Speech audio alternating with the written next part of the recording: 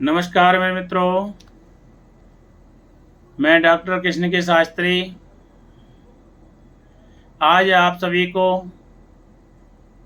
एक महत्वपूर्ण जानकारी आपके बीच में लेकर के आया हूं। और वो महत्वपूर्ण जानकारी है, जैसा कि आप सोशल मीडिया पर देख रहे हैं, वीडियो पर देख रहे हैं, टीवी पर देख रहे हैं कि रक्षाबंधन का त्यौहार 2023 में 30 को मनाया जाए या 31 को मनाया जाए। ये सभी के मन में कन्फ्यूजन चल रहा है। और 30 को क्यों मनाया जाए, 31 को क्यों नहीं मनाया जाए, ये भी चल रहा है। मेरे मित्रों, पूर्णिमा का व्रत कब किया जाए, माता बहनों के प्रश्न आते हैं, माता बहनों के फोन आते हैं, पूछा जाता है कि पंडित जी कब व्रत है, कब रक्षाबंधन है।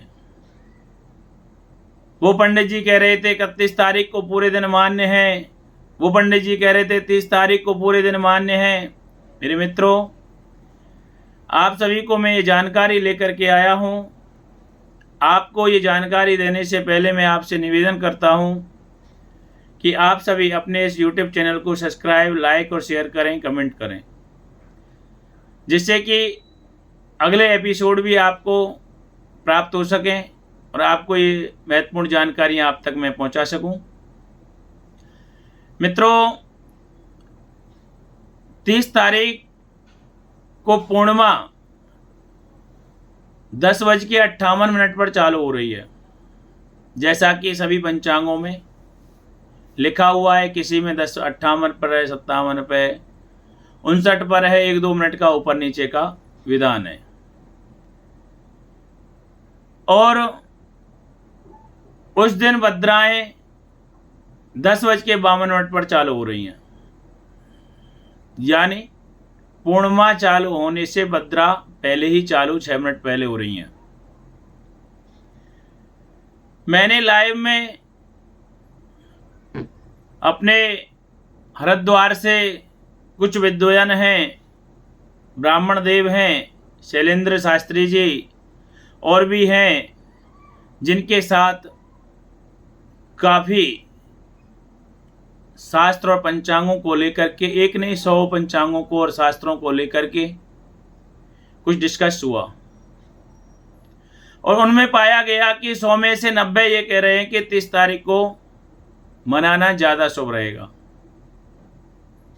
अब इसमें परेशानी ये आ रही है कि 30 तारीख को किस प्रकार से मनाया जाए, उसका क्या विधान है, क्योंकि भद्रा पृथ्वी पर हैं।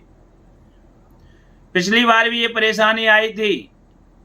सभी यजमान कह रहे हैं, सभी भक्तजन कह रहे हैं कि हर साल ब्राह्मणों ने इस तरह का वो बना दिया है। ऐसा नहीं, ब्राह्मणों ने नहीं बनाया है।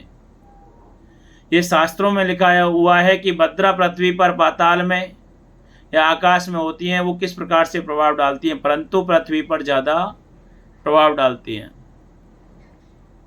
क्योंकि रावण के भद्रा में रक्षाबंधन किया गया, तो आपके सामने ही उसका परिणाम आ चुका है कि परिणाम क्या हुआ। रावण की बहन ने भद्रा में राखियां बांधी, तो उनका अंत क्या हुआ। इसलिए हम आपसे निवेदन करते हैं कि आप भद्राओं का समय छोड़ कर के ही रक्षाबंधन करें। आता है कि उसमें जो पूजा पाठ होते हैं, सनूने मनूने नाम से पूजा पाठ होता है, या जो भी माता बहनें और पूजा पाठ करती हैं, एरिया वाइज कुछ पूजा पाठ हुआ करते हैं, उनको आप दिन में कर सकते हैं। उसको उपाकर्म कहते हैं। उसका भद्रा में कोई विचार नहीं होता। केवल भद्रा में विचार है तो रक्षाबंधन का है, रक्षा सूत्र बांधने का है। जो बहन अपने भाई की कलाई पर शुभ मंगल कामना के लिए रक्षा सूत्र बांधती हैं और उनसे रक्षा के लिए जो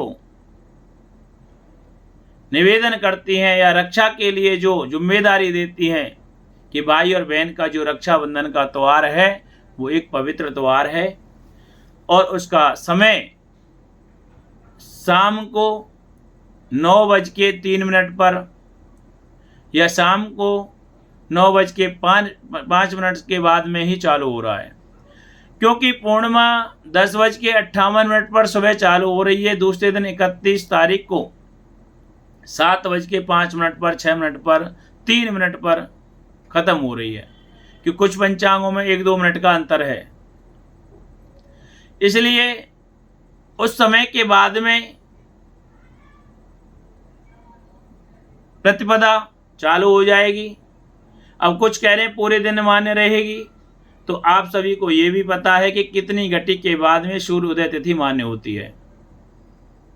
और आप ये भी कहते हैं कि कहीं पर सूर्योदय को मान्य मान लेते हैं, कहीं चंद्रोदय को मान्य मान लेते हैं। परंतु आपसे ये निवेदन करना चाहता हूँ कि आप ये भी देख लें कि प्रतिपदा उस दिन 7:05 पर चालू हो रही है और रात्रि में 3 पर ख़त्म हो रही है। कहीं 15 मिनट का है, कहीं कुछ है, वो भी देख लें। क्या प्रतिपदा का क्षय हो चुका है जो आप उसको मान्य नहीं कर रहे हैं?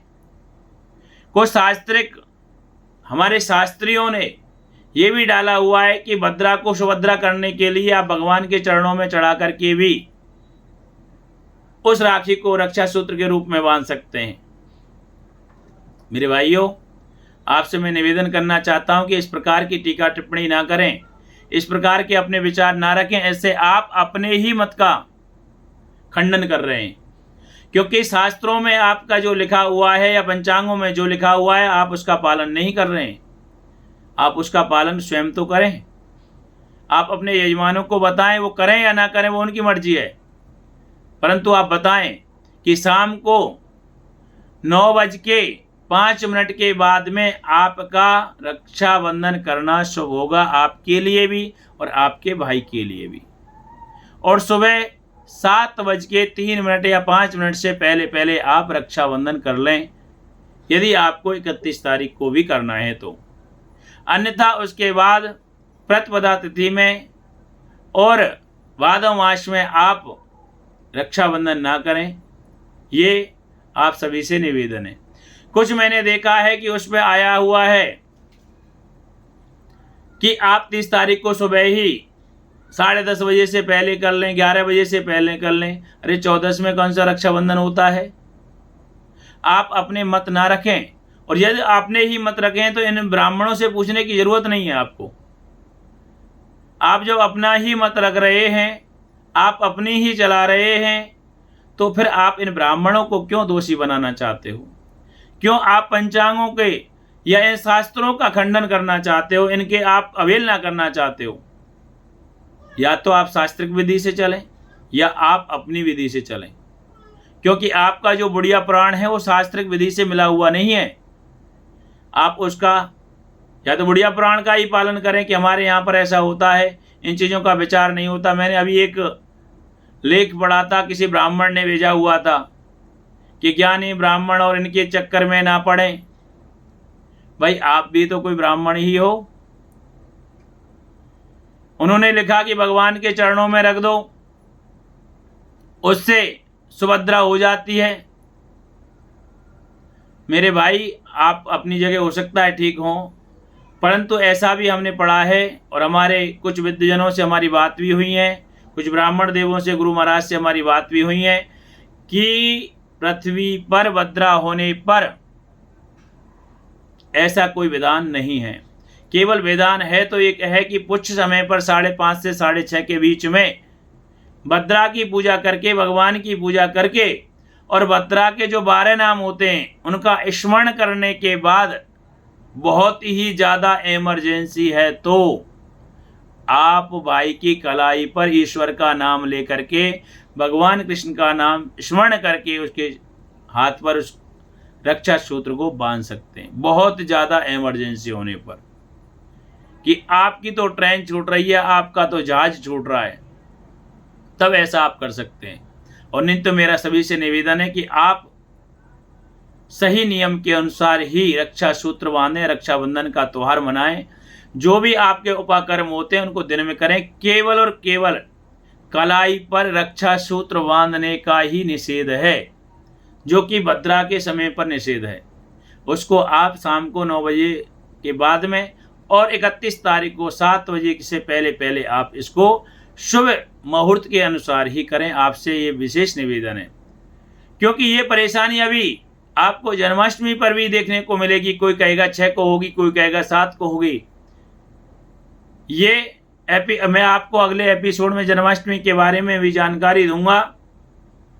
आप सभी से निवेदन करूंगा कि अब आप सभी से मेरा विदाई लेने का समय है। जय श्री राधे मेरे मित्रों।